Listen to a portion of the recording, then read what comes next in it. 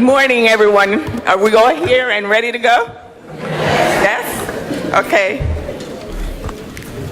My name is Pam Miller, and I'm the Associate Director of the Graduate Center for Worker Education.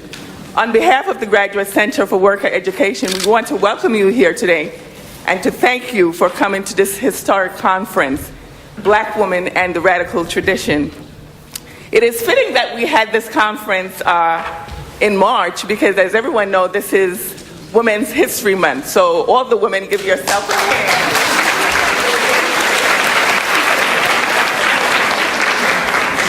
So here's what we're hoping. We're hoping that this conference will serve as a forum to highlight and discuss the historical and current political and social leadership accomplishments of Black women in the U.S. and the world. We have a full day planned. Some of you have been to some of the panels already. We have interesting presentations and multimedia showing. And so we're running a little bit late, but we're going to get started. So I am so honored right now to introduce distinguished Presidential Professor of Anthropology here at the City University Graduate Center, Dr. Leith Mullings. Leith is a prolific author and scholar and activist and has a long history in the freedom struggle. She will now give you the conference overview.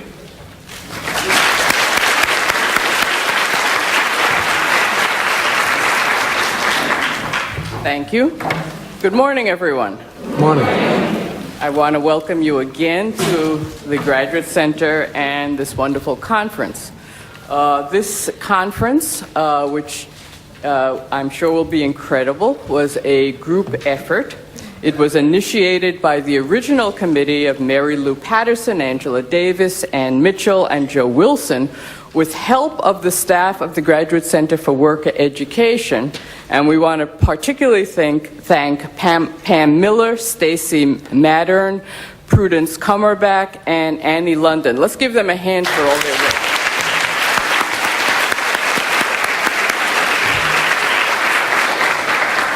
The idea was to honor Charlene Mitchell, connecting her life to the larger context of the movements and struggles, and to the long line of Black women as pioneers, visionaries, freedom fighters, and radicals.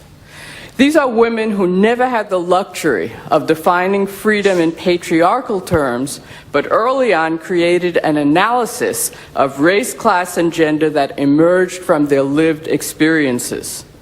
While fully supporting the struggle for Black freedom, Black women have addressed the issues of both race and gender. As women took militant, leading, and activist roles in the Black freedom struggle, in the civil rights and Black power movements, they confronted the real problem of how to deal in practice with the dilemmas of race, class, and gender. We are going to hear about their lives throughout the conference, but I'd like to start us out by giving a shout out to some of the sisters on whose shoulders we stand. Ida B. Wells Barnett was perhaps the greatest African-American journalist in history. She traveled throughout the South, courageously reporting on the epidemic of lynching. Ida was straight to the point. She wrote, "The lynching record for a quarter of a century merits the thoughtful study of the American people. It presents three salient facts. First, lynching is color-line murder. Second, crimes against women is the excuse, not the cause. Third, it is a national crime and requires a national remedy." So Ida was a courageous journalist and to the point. Claudia Jones, a communist, perhaps wrote the first contemporary race, class, and gender analysis. She was deported from the U.S. for violating the infamous Smith Act. She wrote, "For the progressive women's movement, the Negro women woman who combines in her status the worker, the Negro, and the woman, is the vital link to this heightened political consciousness. To the extent further that the cause of the Negro woman worker is promoted, she will be enabled to take her rightful place in the Negro proletarian leadership of the national liberation movement, and by her active participation contribute to the entire American working class, whose historic mission is the achievement of a socialist America, the final and full guarantee of women's emancipation. Fannie Lou Hamer.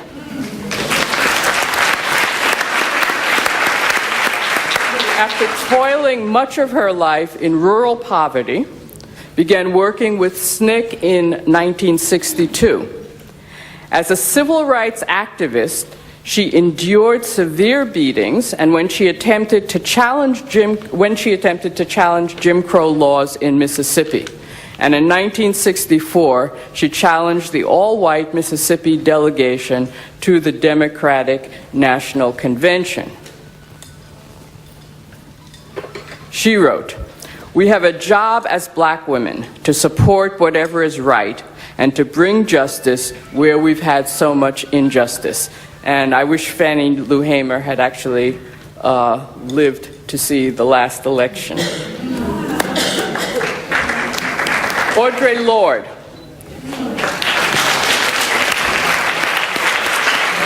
Poet, a founder of the Kitchen Table Press, and a lesbian activist. She wrote, "Change means growth, and growth can be painful, but we sharpen self-definition by exposing the self in work and struggle, together with those whom we define as different from ourselves, although sharing the same goals.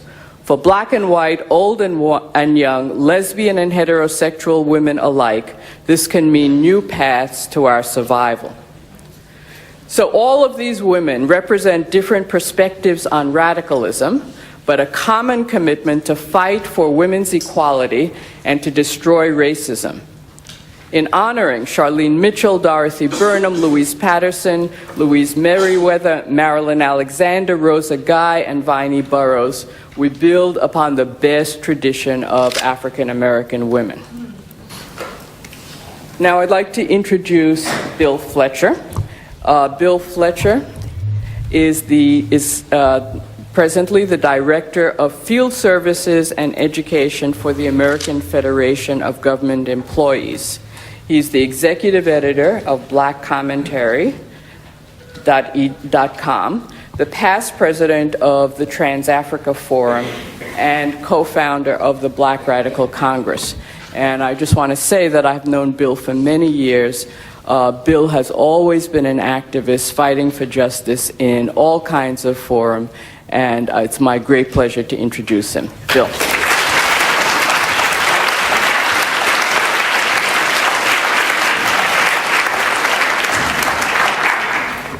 Thank you, Leith. Good morning. Good morning. It's a real pleasure and honor to be here. I especially want to also shout out to Charlene, who has been a comrade and friend to so many of us, and of critical importance to our movement. I want to offer a special thanks to Joe Wilson. When Joe called me and asked me to do this, he said, "Bill, we're doing this conference on black women and radical tradition, and we want you to speak." And I don't know whether I said it, but I thought it was like, "Joe, you want me to speak at the conference on black women and the radical tradition?" So here I am, and I have a particular responsibility and honor.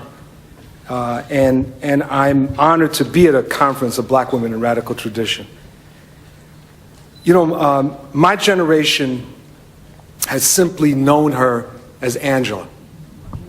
And the thing is, it's really amazing when you think about it, without any of us having ever met her, it was simply Angela. I mean, it's not conceivable, with all due respect, to say Professor Davis, or Dr. Davis. I mean, we want the white folks to say that, right? No, we do. I mean, let's be real, right? But for us, no, you know what I mean, right? But for us and for activists, but particularly activists of color that were around in the late 60s, early 70s, it was simply Angela. And I remember when she went on the Arsenio Hall show some years ago. And I really loved the Arsenio Hall show, and I'm really sorry it went off. But I found out she was going to go on the Arsenio Hall show. And what was amazing, and I don't know whether the clip is out there somewhere, but she was interviewed, and there's this moment when Arsenio Hall basically says, are you still a communist? And she has this wonderful smile on her face and says, yes. And Arsenio didn't quite know what to do with that. You know? He really didn't. I mean, he was nice about it, and I felt like I'm really glad the brother had a black communist on the program. And that was great, but he didn't really know what to do with it. But we got to take victories where we can get them, you know? I think Angela Davis has been an icon for our movement, and I was thinking about this in preparation for this moment, that's a real good news, bad news situation. Because on the one hand, she's been a torchbearer for our struggle for socialism and for social justice. The problem is that people often forget that icons are human beings. So many people start interacting with our icons, our leaders, as if they are other than human, creating overwhelming expectations and demands and overtasking their generosity. And we run the risk of burning through our leaders and our icons, chasing them away. So in that sense, I actually believe that while we obviously have a great deal of respect for Angela Davis, many of us owe her a collective self-criticism. Because it's important that we treat and we cherish our leaders, that we help to reinvigorate them, and recognize that they are human beings and that they absolutely need our support and not simply our demands.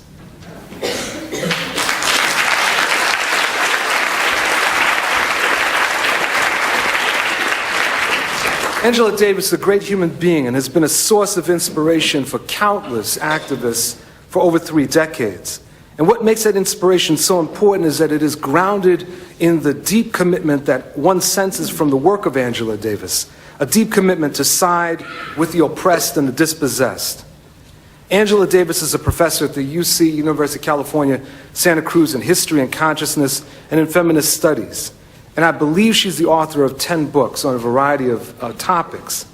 Now, there are different ways of doing an introduction. And sometimes people just simply read a bio, but I'm not going to do that. I want to highlight 3 points that I was thinking through in preparation for this. One is that Angela Davis united feminism and the black experience. Particularly in the 70s and 80s, there was a tendency by many activists in the black freedom movement to view feminism as synonymous with the predominantly white women's movement.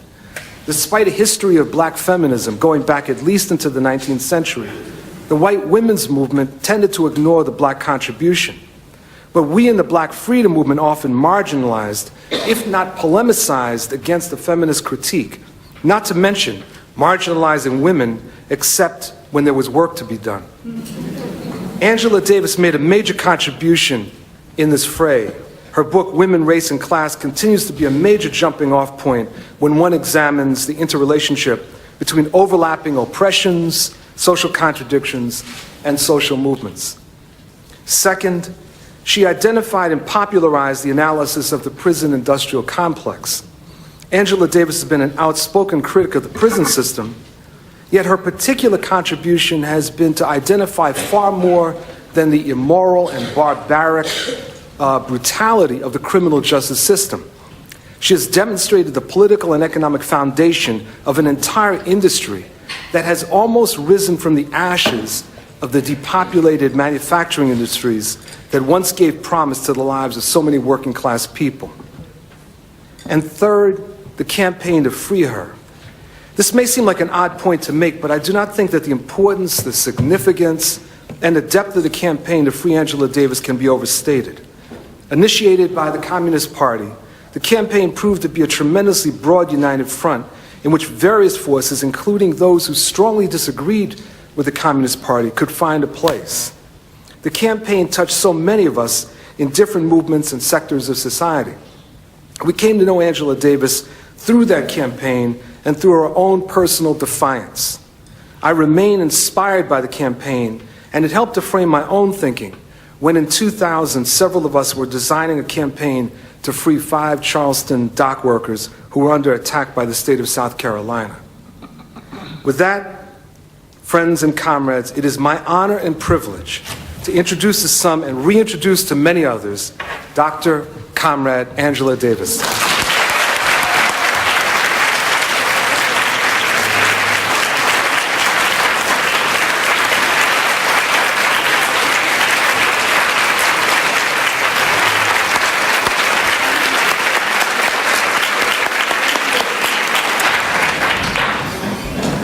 Good morning. Good morning. Well, first of all, let me thank Bill Fletcher for the really wonderful introduction. And I have to admit, when he came up to the stage, or when I came up to the stage, and he said, "Very nice to meet you," and I said, "Haven't I met you already? I've been following your work for decades." So. Thank you.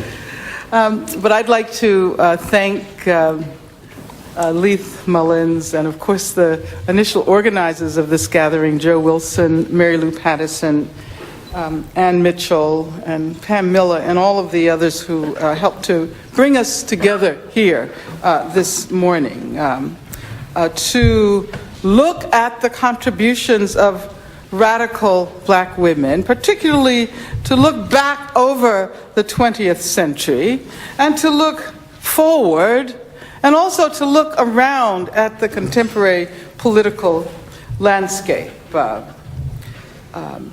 When we first began to talk about this event as a tribute to Charlene Mitchell, who's sitting right back there. I saw you a moment ago, Charlene. There she is, wave again.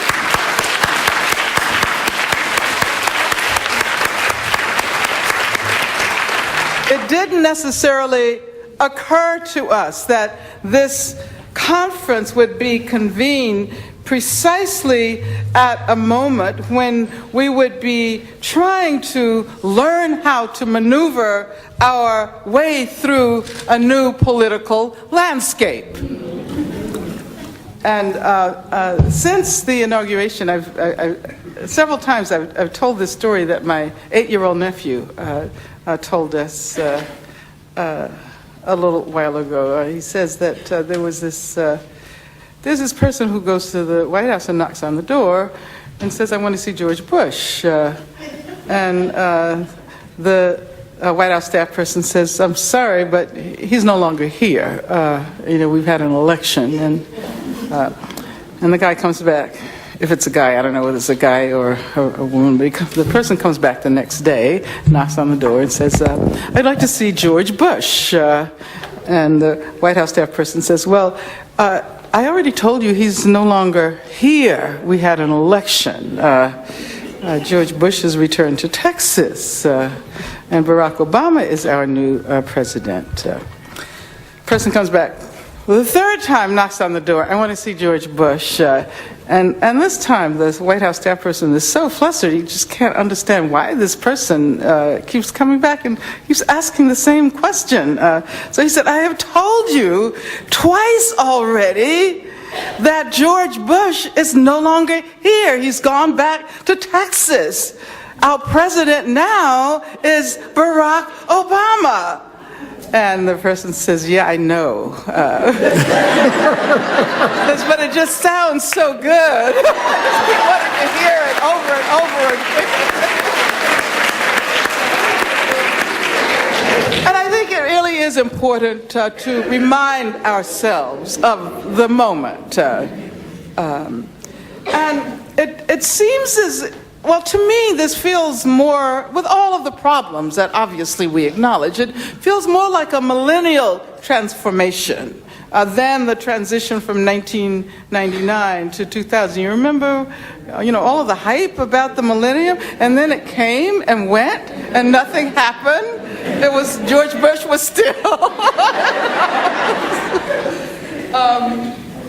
As a matter of fact, it was precisely that period that witnessed the non-election of Bush.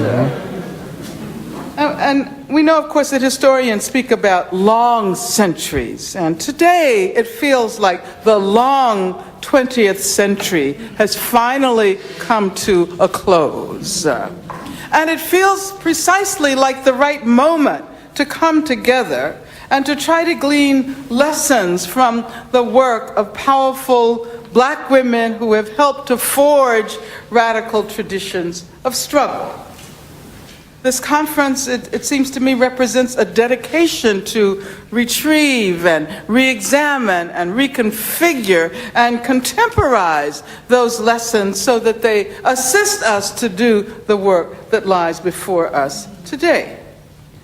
It's wonderful that we have the opportunity to evoke and discuss so many Black women associated with the radical tradition. Leith quoted Ida B. Wells and Audre Lorde, and of course we will or have heard or will hear about Catherine Dunham and Louise Patterson and Shirley Chisholm. Yes, Shirley Chisholm. Without her, Barack Obama wouldn't have been. Queen Mother Moore, Claudia Jones, of course, whom Leith quoted, Rosa Guy, Viney Burroughs, Louise Merriweather, Miriam Makeba, Odetta, Nina Simone, Eartha Kitt, Josephine Baker.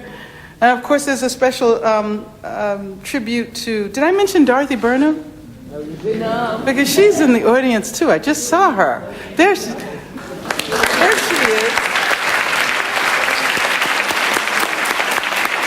Dorothy won't raise her hand, but her daughter, Claudia, sitting next to her, is identifying her for all of us. There is a special tribute to Charlene Mitchell at the end of the day.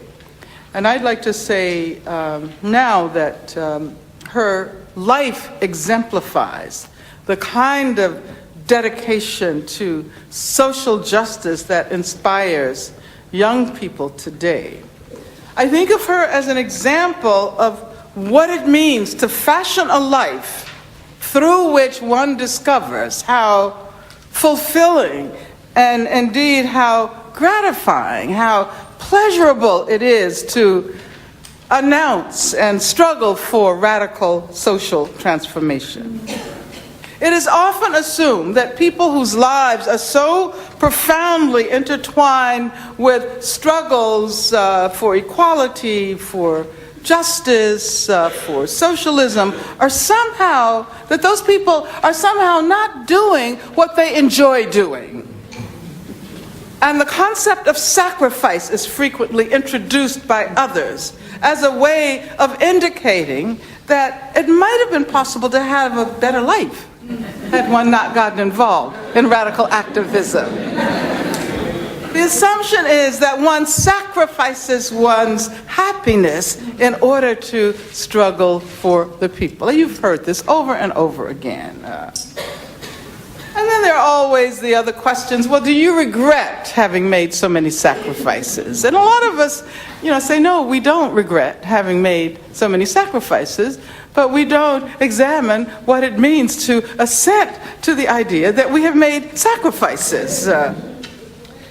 What I think we learn from the lives and work of the women we examine and to whom we pay tribute during this conference is, those who are still with us and those who have passed on.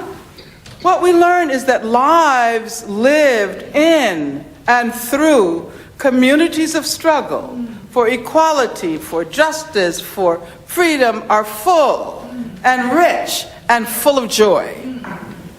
This, of course, is not to ignore the suffering, the tears, the sorrow. But the point is that they are fully human lives. They are human lives to the fullest. When we say black women and the radical tradition, we point out that we are not interested in race and gender and class and sexuality and disability per se, not by themselves, but primarily as they have been acknowledged as conditions for hierarchies of power in order to be transformed into intertwined vectors of struggle for freedom. So these women have helped over time to enrich and deepen and expand our sense of what it means to struggle for liberation. From Cordia Jones' early meditation on the personal and the political, to the Sojourners for Truth and their insistence that struggles against the racist and repressive use of rape charges were women's struggles, to rank and file participants in the welfare rights struggles who resisted the Reaganite racist characterizations of welfare recipients as welfare queens, and who proposed the very radical demand of a guaranteed annual income for all.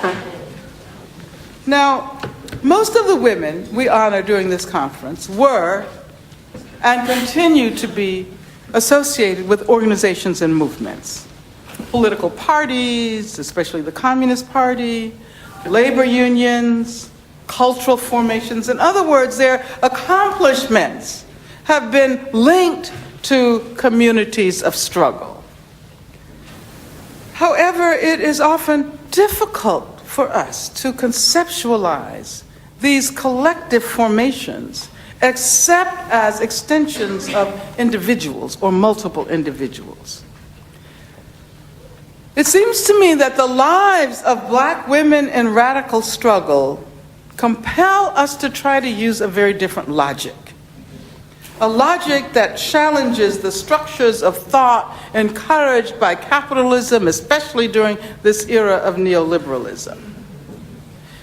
And so we have to ask the question, how do we value the contributions of those black women in 1920, whose names we may never know, who made organized efforts to vote in the presidential election, even though they knew that the long struggle for woman suffrage that had culminated in the passage of the 19th Amendment was not meant to include them, just as they had been excluded from the vote with the passage of the 14th and 15th Amendments in the 19th century. And of course, we know that all the women are white, and all the blacks are men, but some of us are brave. So how do we think about all of those brave women whose names are no longer accessible to us? And this year, since the election of Barack Obama, I've been especially obsessed with the women whose names may be forever lost to us, but who nevertheless played pivotal roles in freedom struggles, black freedom struggles that have helped to expand the whole terrain for liberation for everyone. And I think sometimes of my mother's story. My mother was born in an Alabama country town to parents she never knew. She was raised by foster parents whom she had to defy in order to go to high school.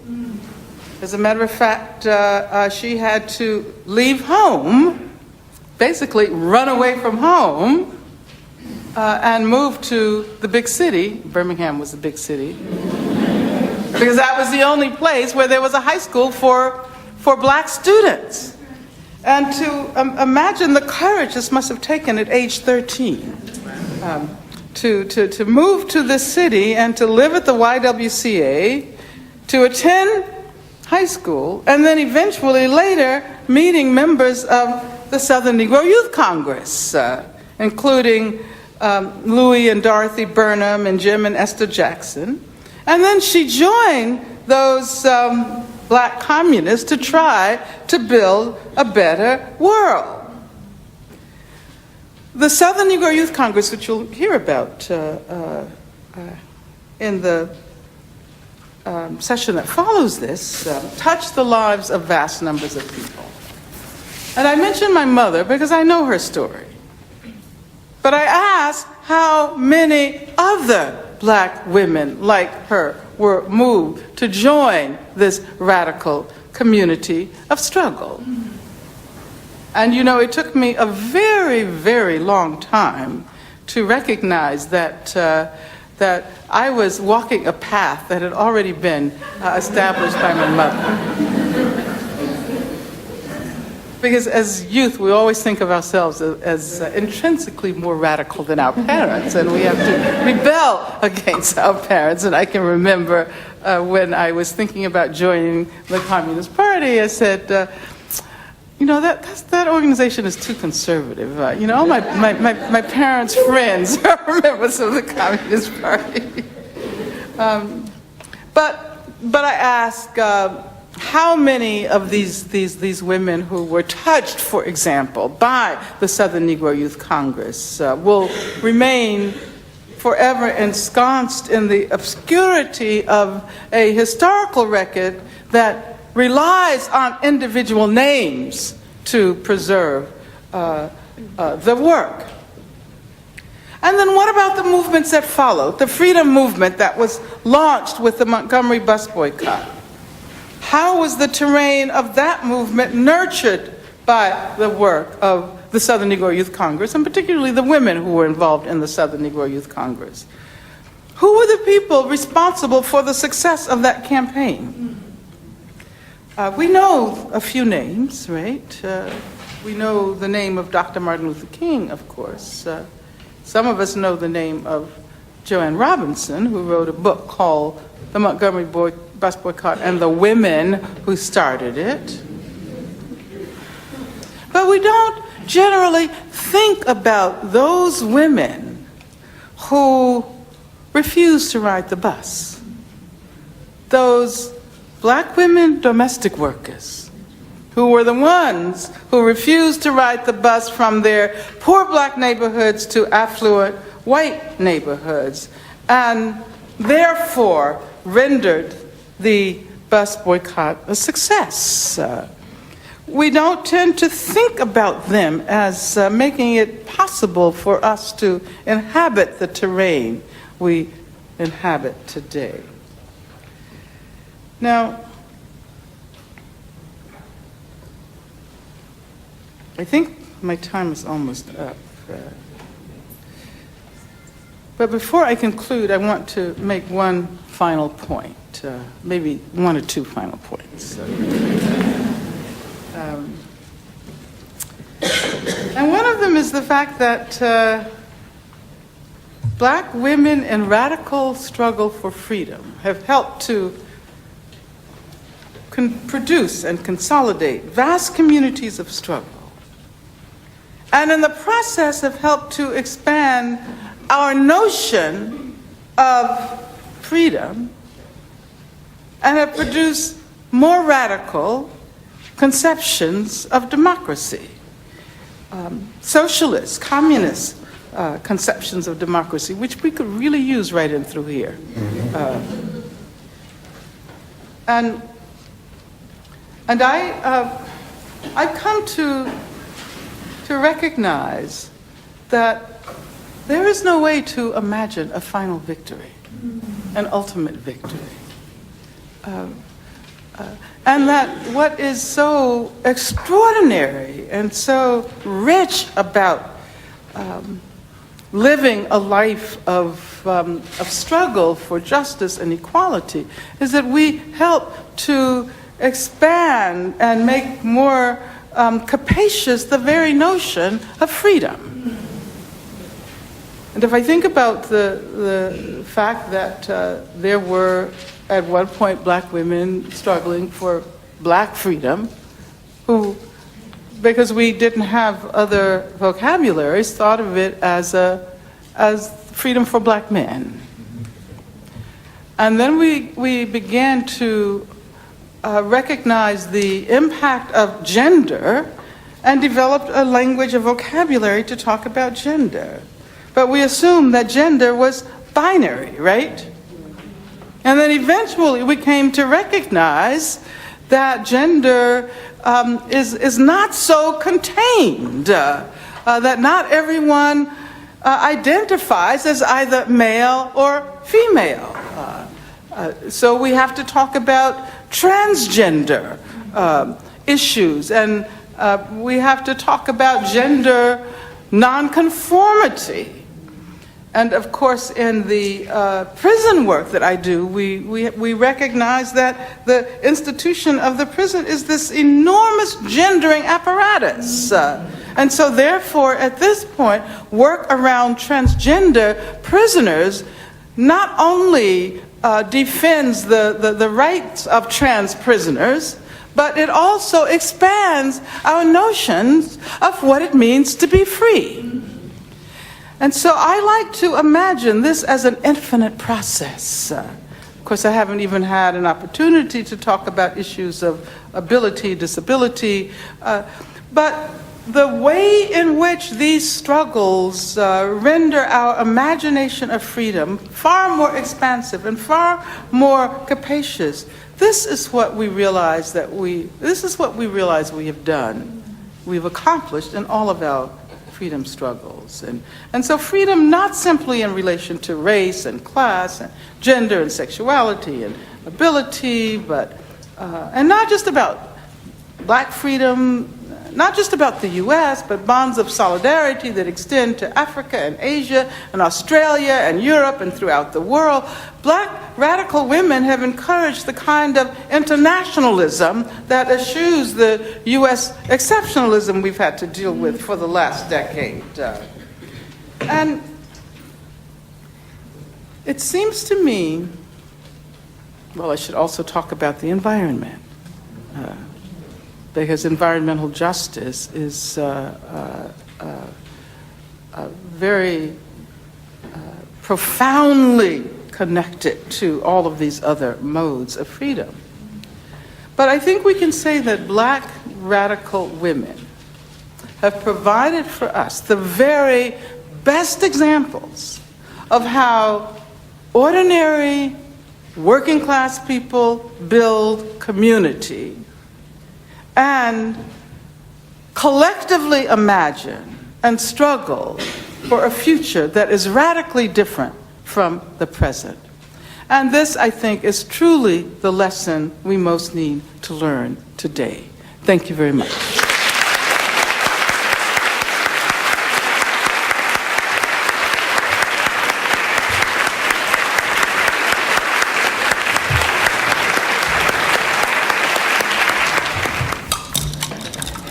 There is a question and answer period, so if anyone wants to ask a question, you may do so. The mics are on the side.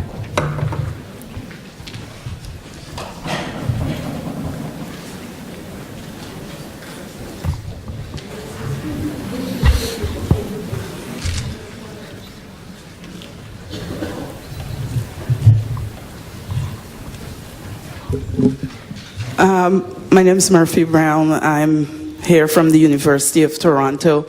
I wanted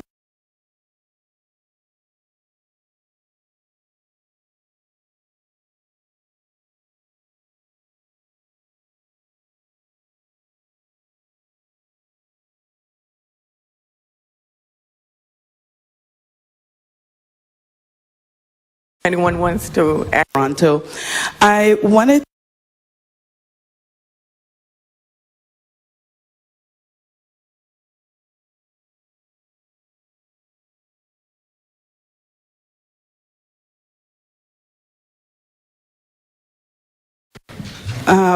My name is Murphy Brown. I'm here from the University of Toronto.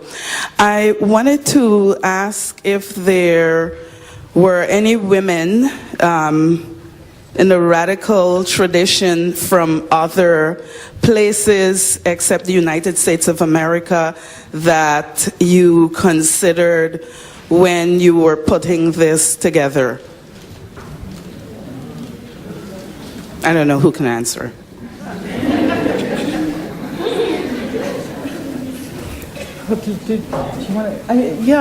That's a really important question. And Because, I mean, we in Canada know about the women like Fannie Lou Hamer, well, to a certain degree, but we know about the women who were involved in the civil rights movement. And there are women from Canada and other places, people like, well, she was born in America anyway. I was going to mention Marianne Shadd Carey, but she was born in the States. Viola Desmond actually is considered a Rosa Parks of Canada because she was dragged out of a cinema in New Glasgow, Nova Scotia, injured because she sat in the white section of the cinema. And then there are women from, South America and so on, African women who have been very radical, but in many cases we don't know their names. And I don't know if this is something that people in academia have bothered to research. African women from other places, people like Nanny of the Maroons and so on. Well, should I say something? Is it okay? All right.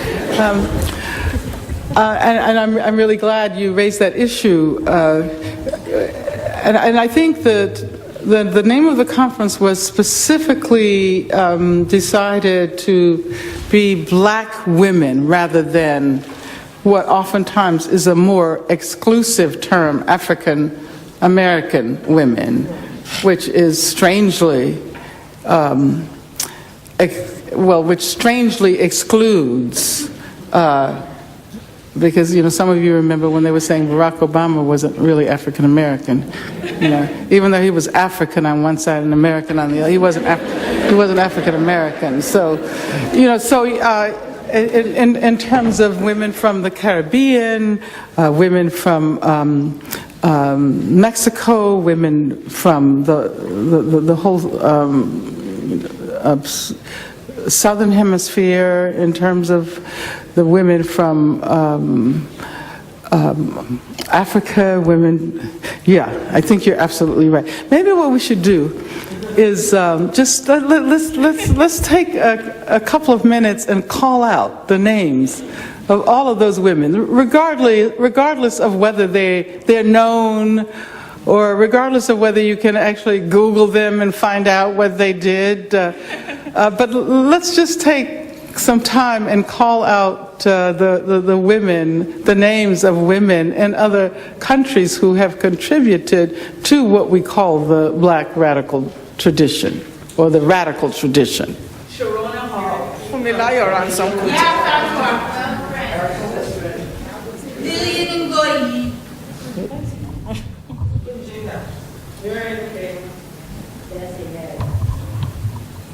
Nanny. Is that all? No, there's more. Actually, there was a panel, my panel this morning was the International Perspectives panel. And so I spoke about Nigerian women, and my colleague, Gugu, spoke about South African women. I thought, there could have been more, but, there were those panels, and I think there's a concern about other women. And one of the people I spoke about is Mrs. Fumilayo Ransom Kuti. And if people know Fela, his mother. And I also spoke about the women in the Aba Women's War, and Abeokuta Women's Union, and the Nigerian Women's Movement, who were all acting in the radical tradition. Yeah, I just want to add that there are just a tremendous number of Black women all over the world doing really exciting and revolutionary things. I had the advantage of going to the Third World Conference Against Racism by the UN, which was held in Durban, South Africa, and was able to meet women from all over who were actively struggling for justice and freedom. And we should say that Afro-Brazilian women have a long tradition, and they have organizations, and they are moving forward. In Central America, we have women of African descent who have organized racialized people and who have, in fact, are holding offices, as in Brazil. Also, Julia Sudbury has written about Canadian women in the anti-prison industrial complex movement. And so we just really have a rich world of radical black women to draw on.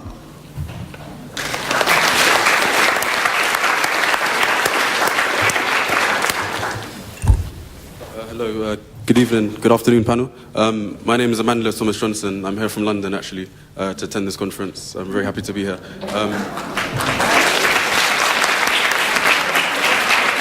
I'm actually here on behalf of my father, Buzz Johnson, who, if you know, he opened sort of studies of Claudia Jones back in the 1980s. So I'm here on his behalf, actually. I just want to ask you the question, or just to make the point, that coming from a British angle, we often see America and American sort of society as being quite, as you said, exclusive and quite introverted in many ways.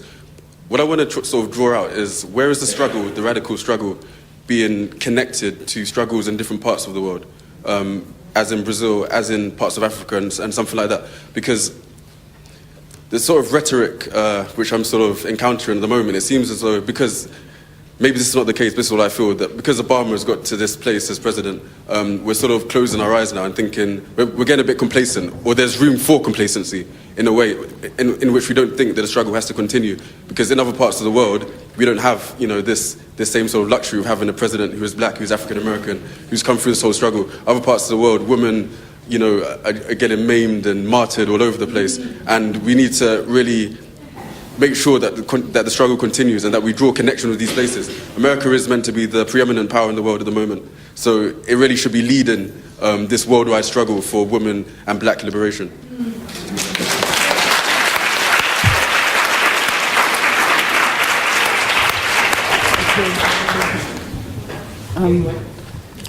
Okay, I'll begin, but I'm sure everyone has something to contribute to this question, and thank you so much for raising it.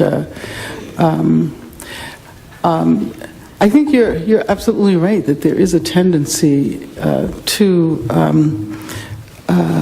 genuflect before the leader. And, you know, as I've said on many occasions, I think in this country we have this Messiah complex. We really need to identify an individual who is a leader that will allow us to alienate our own sense of empowerment,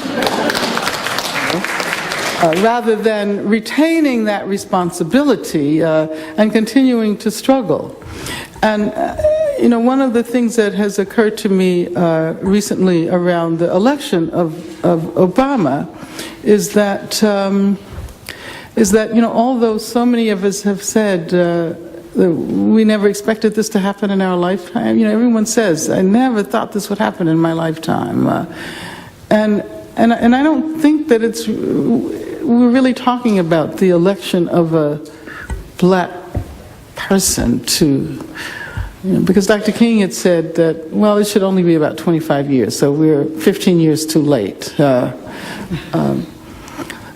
at the same time, the other black people might have been elected and certainly wouldn't have provoked this same reaction. We didn't say when Condoleezza Rice became you know, we said, I never in my lifetime did I believe that a black woman, we didn't have that response.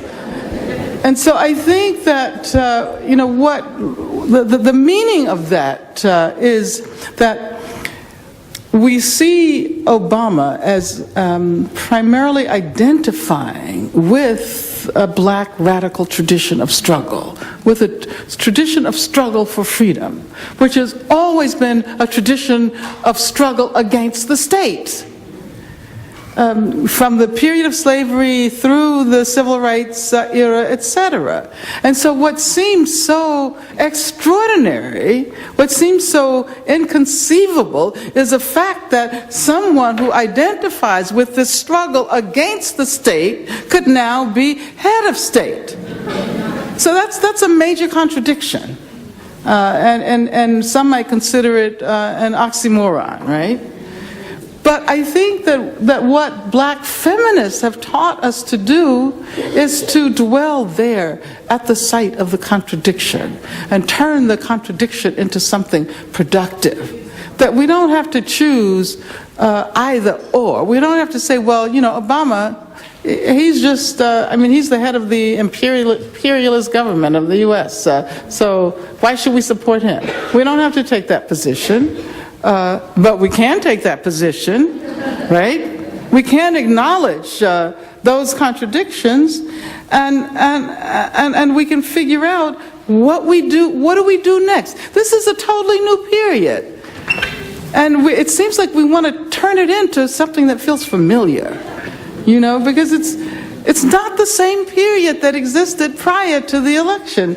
And we have to have new kinds of conversations about what kinds of movements we build and how we formulate the demands of those movements, how we both support and criticize at the same time. And I think that is what black women in the radical tradition have to offer for us, lessons about how to engage in those kinds of feminist strategies of struggle. Yeah, and I'd like to add that I'm not a historian, but again, we have a rich tradition of internationalism to draw on. There were the 5 Pan-African Congresses organized by W.E.B. Du Bois, bringing together black people from all over the world. And I think what was interesting about this UN conference I just mentioned is that while the Pan-African Congresses brought together leaders of the newly independent African countries, as well as leaders from the movement in the United States, what we saw at this UN conference were actually grassroots activists. And I think that that's the kind of coalitions we need, where we have international coalitions of activists who are really interested in change. And I don't want to keep talking about how great this conference was, but what was interesting is that people from all over the world really got together, and it looked to me that something was really going to happen that was international around creating a more just world. And right after that, then 9/11 happened. And 9/11 dissipated a lot of what was going on there, but it's still going on, and I'm sure it can be picked up again and will be. Yeah, I'd just like to add to that, because we just came back from Venezuela and also went to Cuba the year before that. And we met with Afro-Venezuelan and Afro-Cuban women, and the work that they're doing in their community, just because they have now been integrated into society. I mean, we saw women who literally taken charge of, different sections of their community, and it's being heard. I mean, we went to different, the community television station. I mean, you had women, young women, who are in charge of this, and all getting the struggles together, connecting not only in those countries, but reaching out in Haiti and, Jamaica and other places. So yeah, I think that, black women are now very aware of the struggle, and they're coming together, and really, I think very soon, something is going to happen. You're going to be hearing about all of these collective struggle collating together and making changes. So it's happening.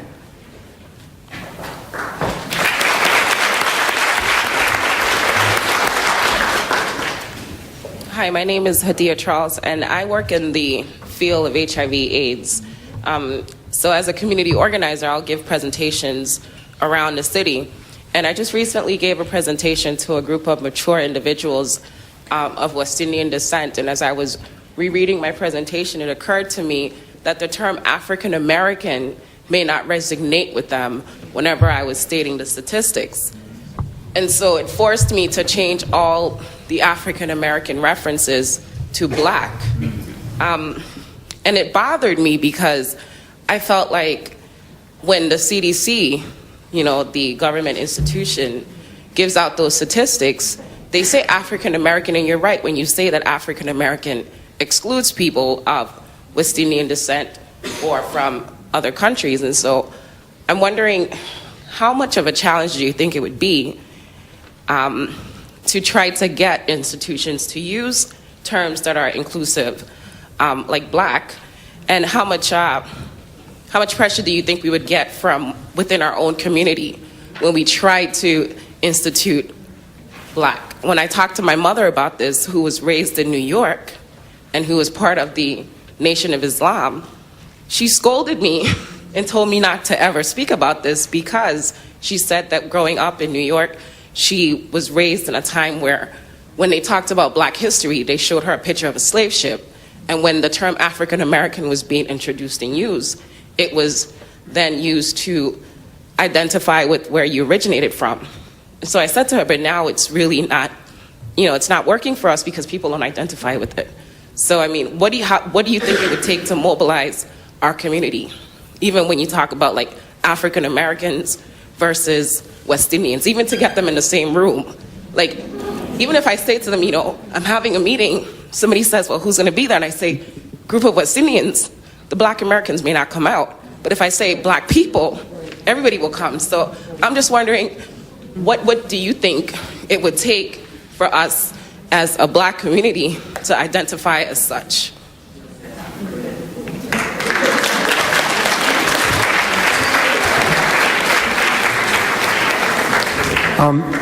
I actually would like to respond to that,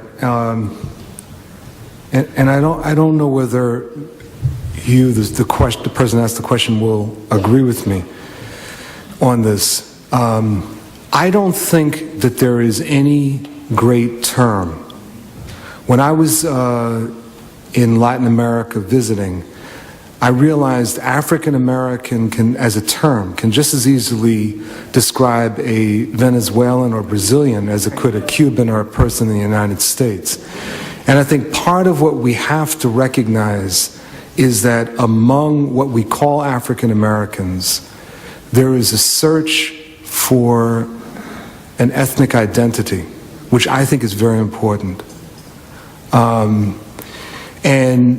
And it's not to deny the kind of Pan-African or Black aspect that you were raising, but it is to say that there is a group of people in the United States that came here, were brought here forcefully, who have a very particular and fascinating history that has been added to by other ethnic groups. Cape Verdeans, who a lot of people never talk about, the first migrations from the Caribbean after the Spanish-American War, and on and on. But there's this grouping that I think has been termed African Americans to describe that. And so on one level, I think that we have to recognize that there's this search for identity that is legitimate. At the same time, we have to be very careful that the search for identity doesn't become a search for exclusivity. I mean, in my own family, which, when Obama described himself as a mutt, I started laughing because I looked at myself. And, we have in my family, in addition to African, we have Iroquois, Shawnee, Irish, and a whole set of other things. But in my family, we were talking at my great-grandmother's 98th birthday about something, and we started talking about West Indians. And she was from Virginia, and she was complaining about West Indians. My father said, well, Mama, Papa was West Indian, her late husband. And she offered those very profound words, yes, but he was different.